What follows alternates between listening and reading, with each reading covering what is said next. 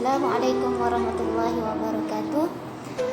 Alhamdulillah kita jumpa lagi hari ini. InsyaAllah hari ini kita akan sambung bacaan taklim kita. Kita harap pelajar teacher yang kat rumah tu berada dalam keadaan sihat dan berada dalam jagaan Allah. Tajuk kita pada hari ini, meninggalkan perkara sia-sia. InsyaAllah teacher mulakan. Bismillahirrahmanirrahim. Ayat-ayat Al-Quran. Allah berfirman, dan katakanlah wahai Muhammad kepada hamba-hambaku yang beriman, supaya mereka berkata dengan kata-kata yang terbaik kepada orang-orang yang menentang kebenaran. Sesungguhnya syaitan itu sentiasa menghasut antara mereka yang beriman dan yang menentang. Sesungguhnya syaitan itu adalah musuh yang amat nyata bagi manusia. Surah Al-Isra ayat yang ke-53. Saya ulang.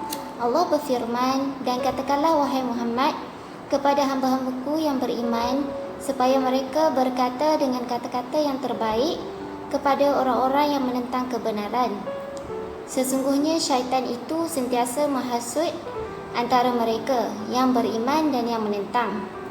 Sesungguhnya syaitan itu adalah musuh yang amat nyata bagi manusia. Surah Al-Isra ayat yang ke-53. Saya ulang. Allah berfirman, dan katakanlah wahai Muhammad kepada hamba-hambaku yang beriman, supaya mereka berkata dengan kata-kata yang terbaik kepada orang-orang yang menentang kebenaran. Sesungguhnya syaitan itu sentiasa menghasut antara mereka yang beriman dan yang menentang. Sesungguhnya syaitan itu adalah musuh yang amat nyata bagi manusia.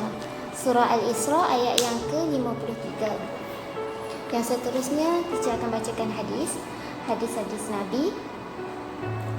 Sayyidina Abu Hurairah radhiyallahu anhu berkata, Rasulullah sallallahu alaihi wasallam bersabda, antara kecantikan dan keelokan Islam seseorang ialah meninggalkan perkara yang sia-sia. Hadis riwayat Tirmizi. Maksud hadis ini ialah tidak memperkatakan perkara-perkara yang tidak perlu dan mengelakkan diri daripada perkara-perkara yang sia-sia ialah tanda kesempurnaan iman dan juga perhiasan serta kecantikan Islam pada seseorang.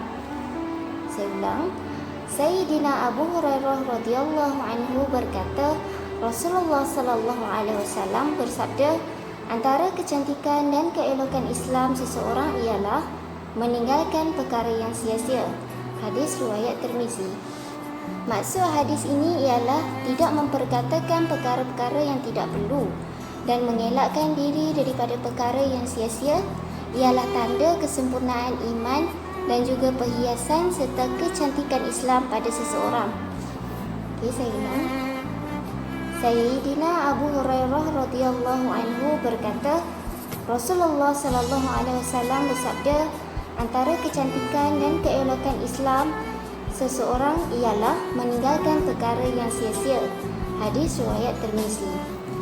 Maksud hadis ini ialah tidak memperkatakan perkara-perkara yang tidak perlu dan mengelakkan diri daripada perkara yang sia-sia ialah tanda kesempurnaan iman dan juga perhiasan serta kecantikan Islam pada seseorang. May Allah give us taufiq and hidayah to practice on what we heard and to convey to the others. InsyaAllah kita jumpa lagi nanti.